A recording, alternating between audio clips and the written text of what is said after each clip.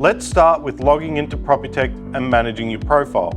First, an organisational admin will add you to Propitect. You'll get an email with a link to set up your account.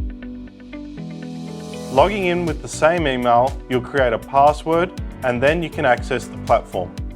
By default, the dashboard opens to the map view, which we'll cover in the next video.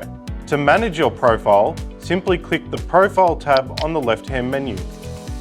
Here you can edit your name, email, phone number, and notification preferences, choosing between SMS, email, or both. These details can be managed under the Organisation tab as well, which we'll cover in a later video. Next, we'll dive into the Propitect map view, showing you how to find and navigate all your assets visually on the map.